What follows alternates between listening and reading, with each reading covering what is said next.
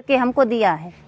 आज उसकी बदौलत आज हम फतेहपुर जिले से यहाँ आए हैं, नहीं तो मैं घर में रह जाती।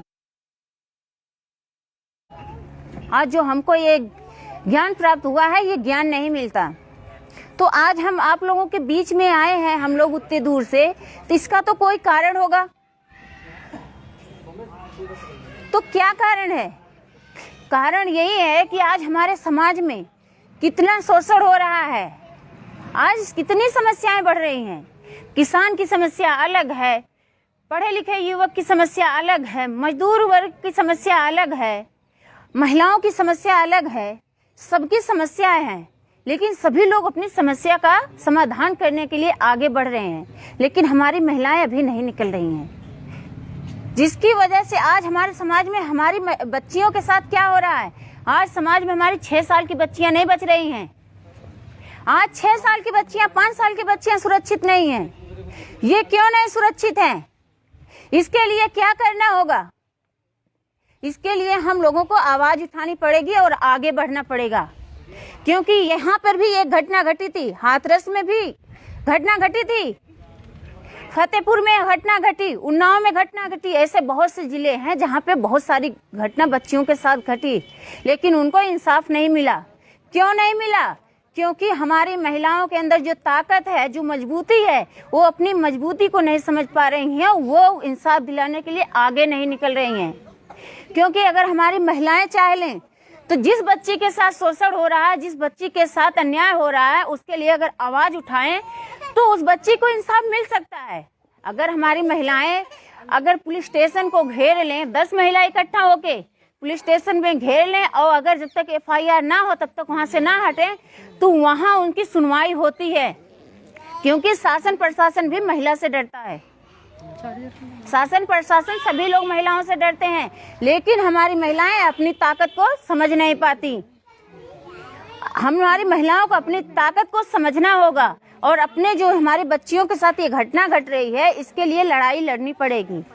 क्योंकि आप लोग भी गांव से हैं, मैं भी गांव से हूँ।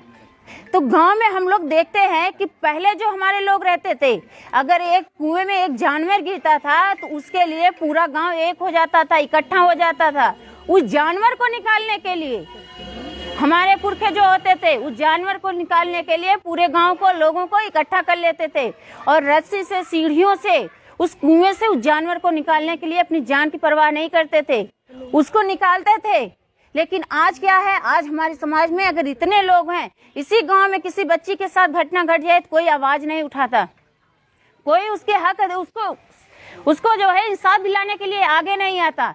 यानी कि जब हमारे पुरखों के समय में जो जानवर का इज्जत होती थी, जो जानवर के लिए अपनी जान के जोखिम में डाल देते थे, आज हमारी बच्चियों के साथ इतना हो रहा है, हमारे लोग आगे नहीं बढ़ रहे हैं। तो हमारी बच्चियों के साथ ऐसा ना हो, तो इसके लिए क्या करना होगा? इसके लिए हमारी महिलाओं को अपनी लड़ाई लड़नी होगी और आगे बढ़ना होगा। क्योंकि जब तक हमारी महिलाएं शांत रहेंगी, अपनी आवाज नहीं उठाएंगी, तब तक इनके ऊपर ऐसे शोषण होता रहेगा।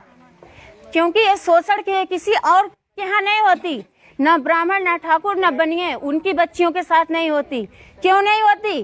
क्योंकि उनके पास उतनी व्यवस्था है कि वो अपने घर की बच्चियों की, अपनी महिलाओं को अच्छे भोजन करा सके, अच्छी व्यवस्था दे सके। और हमारे लोगों के पास इतने पैसे नहीं है, इतनी व्यवस्था नहीं है। हमारे लोग मेहनत मजदूरी करने वाले हैं, खेती किसानी करने वाले हैं। तो खेती किसानी करने वाले हैं तो खेतों में जाते हैं। बहुत से जगह देखने को मिलता है कि बच्चियां जो है बकरियां चराते मिलती हैं, भैंस चराते मिलती हैं। तो ऐसे चीज जगह पे जो हमारी बच्चियां, हमारी महिलाएं काम करने जाती हैं, तो वहीं से उनका शोषण होता है। और ये शोषण करने वाले हमारे ही, जो हमारे ऊपर राज कर रहे हैं, जो हमारे सामाजिक मालिक बने बैठे हैं, वही लोग करते हैं।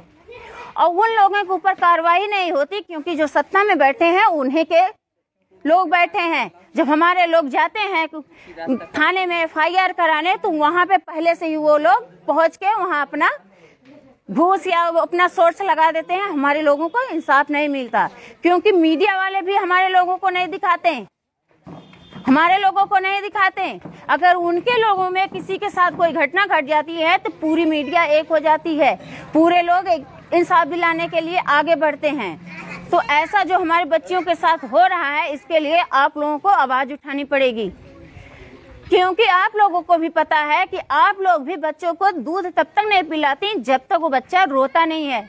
जब बच्चा रोता है तभी आप लोग दूध उसको पिलाती, उसके पहले आप लोगों को भी एहसास नहीं होता कि हमारा बच्चा भूखा है, कि बच्चा खेल रहा है तो उसको दूध की जरूरत नहीं है। तो यही हमारे समाज में भी हो रहा है। ऐसे हमारे समाज का शोषण होता रहेगा, हमारी बच्चियों के साथ होता रहेगा जब तक हम लोग आवाज नहीं उठाएंगे। तो इसके लिए आप लोगों को आवाज उठानी होगी। तो आप लोगों का जो ये शोषण हो रहा है, जो हमारी बच्चियों के साथ घटना हो रही है, जो ये समस्या है, इसका समाधान करने वाले के लिए कोई भी सरकार आवाज नहीं उठा रही है। जब कोई सरकार नहीं आवाज उठा रही है, जिसको हम सत्ता में पहुंचाते हैं चुन के, कि हमारे समाज की जो दशा है इसको सुधारने के लिए, हम लोगों को आगे बढ़ाने के लिए, हमारी समस्याओं का समाधान करने के लिए वो आवाज उठाएंगी, लेकिन वहां जाने के बाद वो भी गुलाम बन जाती हैं। वो भी आवाज नहीं उठाती, क्योंकि वहां जाने के बाद उसके ऊपर भी वही लोग शासन किए हैं। तो इसमें हमारी महिलाओं को अपने जो है बच्चियों को बचाने के लिए, अपने बच्चों के आगे आने वाली भविष्य को देखते हुए खुद आवाज उठानी पड़ेगी। ये आवाज उठाने के लिए आप लोगों को हक अधिकार के लिए ये परिवर्तन यात्रा निकाली गई है, क्योंकि हम लोग उतने दूर से आए हैं, तो इसीलिए आए हैं कि हमारे समाज में जो समस्या हो रही है, इस समस्या का समाधान हम लोग मिलके करें। क्योंकि मैं एक ओबीसी समाज से हूँ, एक किसान की लड़की हूँ, हमारे पति टीचर हैं प्राइमरी के। मैं भी अपने घर में अकेले ऐसे रह सकती हूँ, हमको तो सारी चीजें सुविधा मिल रही है, हमको इतने दूर आने की क्या आवश्यकता थी। लेकिन नहीं, हमारे पति को अगर सर्विस मिली है तो हमारे समाज की वजह से मिली, हमारे समाज के लोगों की लिए। तो इसके लिए कि ताकि हमारा समाज जो जा रहा है, जो हमारे समाज के साथ घटना घट रही है, आज हमारे समाज के साथ घट रही है, कल हमारी बच्चियों के साथ भी घटेगी। तो इसका समाधान हम लोगों को करना होगा, क्योंकि हमारे महापुरुषों ने भी संघर्ष करके आज हम लोगों को ये अधिकार दिया है। तो हमारे बच्चों के आने वाले समय के लिए हम लोगों को भी संघर्ष करना होगा। इसके लिए आप लोगों को आगे बढ़ना होगा, और ये आप लोगों के हक अधिकार के लिए इटावा में 14 नवंबर को रैली है। महिलाओं की सबसे ज्यादा भागीदारी होनी चाहिए वहाँ पे। वो आप लोगों के हक अधिकार के लिए लड़ाई लड़ने के लिए आगे बढ़े। उसमें आप लोग जब सबसे ज्यादा भागीदारी लेंगी, सबसे ज्यादा संख्या में देखेंगी, तो शासन प्रशासन को भी और हमारे जो सरकार है उनको भी एहसास होगा कि महिलाएं भी अपने हक अधिकार के लिए आवाज उठा रही हैं, अपने बच्चियों की जिंदगी बचाने के लिए वो भी अब इकट्ठा हो रही हैं। क्योंकि जब तक हम लोग आवाज नहीं उठाएंगे तब तक कोई समाधान होने वाला नहीं है।